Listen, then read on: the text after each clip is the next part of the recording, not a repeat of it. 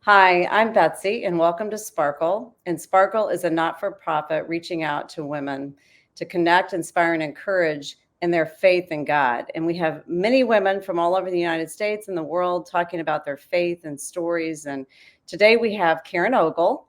Welcome, Caryn. Caryn Hi. is Caryn is from Portland, Oregon, and today she is in Orlando, Florida. She's traveling quite a bit. She has 3 children, and she and her husband work with Louis Palau Ministries, or have been. I think he's recently possibly retired. And but Caryn, tell us a little bit about who you are, and let them know maybe a little bit about your family, job, and where you live. Great. Yeah, my name is Caryn Ogle. My husband John and I have been married. We just celebrated our 35th wedding anniversary. We live in Portland, Oregon, as you said. We've got 3 grown children. 2 of them live nearby and 1 in Los Angeles. Even though we've been in Portland for 30 years, I still consider myself a Midwest girl. I was born and raised in Springfield, Missouri. And I love studying the Bible and cooking, creating things in my kitchen, and I really love digging in my garden. So those are just a few things about me. And I love that about you. Yeah, and Caryn and her husband do a lot of traveling as well. I know, Caryn, you have a wonderful faith. You're a prayer person, and do you remember how you first encountered your faith? And where that was, when that was?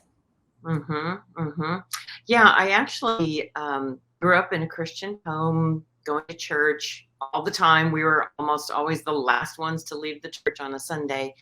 So I knew all about Jesus, but it really wasn't until I was going into middle school, I think it was 7th grade, and I was told that I could have a personal relationship with God, and that really intrigued me. I thought, wow, I want that.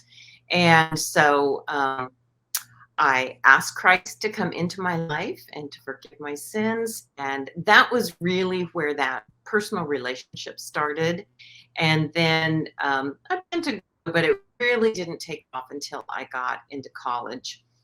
And I got involved with a campus ministry called, at that time it was called Campus Crusade for Christ. Now it's called Cru. And that's when I really began to grow, to study the word with other women and really develop a faith in Jesus. I love that. And, Cru has meant a lot to a lot of people. I know to me as well. And a lot of college campuses still have it. And it's wonderful because it's non-denominational, and it really helps young people ground their faith. And so anyway, how do you feel like your life was transformed at that time? I think the biggest thing was it became my own faith. Prior to that, it had really been, my family. They took me to church, and, I did all the things that you do when you're young. But when I got into college, it really became my own, and I owned it. And at that time in college, when you're trying to figure out, what am I going to do with my life? I don't know. And I really didn't know. And I started really praying. And my prayer that I prayed very consistently for a couple years in college was, Lord, whatever it is you want me to do, just show me, and I will do it. I just really didn't know. And I remember just feeling confused, like, what am I supposed to do? And I ended up majoring in interior design, but I knew by the time I was getting ready to graduate, I was like, this is not the call of my heart. And so I'd been praying that prayer, and I really felt like by the time I graduated that God was calling me into ministry. And so I was very familiar with Campus Crusade, and I thought, well, I could see myself doing this on a college campus, either, working on a campus or singing. They had a music ministry, and I had always sung. So that was kind of my thought. Oh, okay, this is what I'm going to pursue. With and the music ministry was kind of like that was what God used you in. Mm-hmm.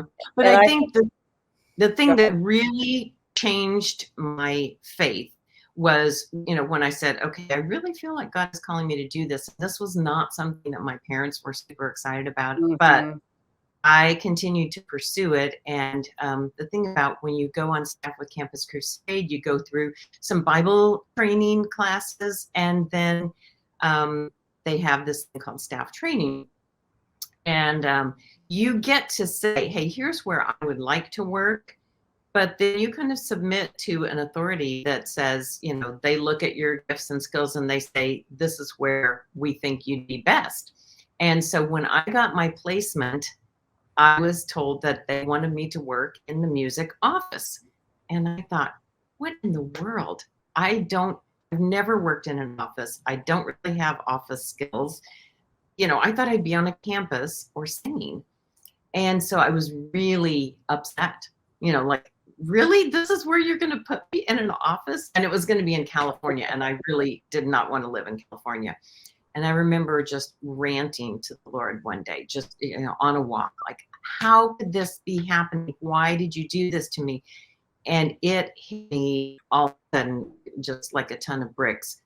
I had been praying, Lord, whatever it is you want me to do, just show me and I will do it. And it was not an audible voice, but it was the closest thing to audible that I've ever experienced. And I sensed the Lord saying, I'm showing you. Yeah.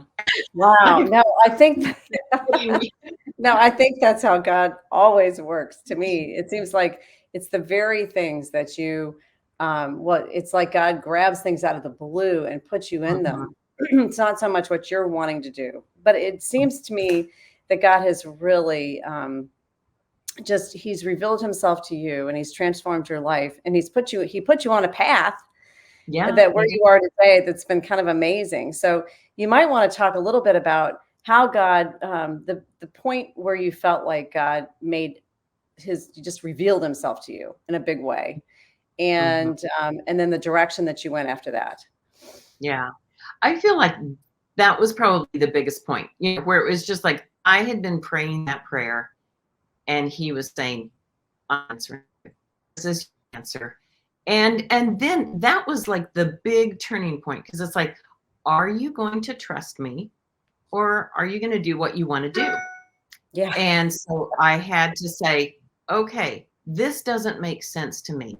This is not what I felt called to, but I've been praying and I feel like you're saying this is the answer. So I'm going to do it regardless of what I want.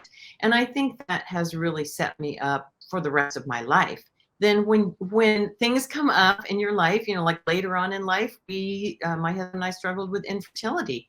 And it was like, wait, I want to have children. And he's saying, not yet, not yet, not yet. And so, that has enabled me to look back on that time when I was right out of college and say, you know what, you were faithful then. And aside from the things that he taught me, it was during that time when I was working in that office where I met my husband. So it's like those things where you go, you know what, that's where the Lord wanted me. And I'm so glad that I listened and obeyed, because it's Yeah. easy to say, that's not really what I want to do. So I'm going to do what I want to do. So you want it, yeah, and you just want to switch gears and you do it on your own. But, Hmm. I know it reminds me of the Proverbs 3, 5, and 6 about lean not unto your own understanding, acknowledge him in all your ways, and he will make your paths straight. So it's Hmm. like you don't listen to what you're trying to like digest this is happening. But yeah, no, I love that story. And then Yeah. so is there anything that you maybe would like to share with the audience or people that are listening as an end to your story? I would say, a lot of times we hear, oh, we ask people, are you a Christian? Yes, I'm a Christian. Yes, I believe in Jesus. Well, being a Christian is much more than just believing in Jesus, believing that he is the Son of God. I think it is submitting to him, admitting our faults, our sins. I know people don't like that word, but we are all sinners, and that we need help. I think especially in America, we are self-made and we want to say, hey, I did that on my own. And I Mhm. think Christian life is saying, I can't do this on my own. I cannot live this life and I need help. So I think that that's the thing that I would encourage people towards is like coming to the end of yourself and saying, you know what, I can't do this. I need the Lord. And when you get to that point and you really submit to that, that's when I don't know, I feel like life really gels and it's like, okay, I can live this life not in my own strength, but in the strength of the Lord.